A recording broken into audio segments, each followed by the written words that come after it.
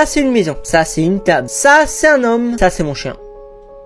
Bon, connaissez-vous le point commun entre tous ces objets? Bon, mis à part qu'ils sont tous un peu stupides, surtout mon chien. Eh bien, ils sont tous composés de molécules et de choses plus petites. Mais quelles sont ces choses? Bon, vous avez sûrement déjà entendu parler de la formule H2O qui signifie monoxyde de dihydrogène, plus communément appelé eau. Eh bien, c'est ce qu'on appelle une molécule. Comme on peut le lire de nos propres yeux, on peut voir que la molécule est composée de 2 atomes d'hydrogène et d'un atome d'oxygène. Ok, mais c'est quoi les atomes?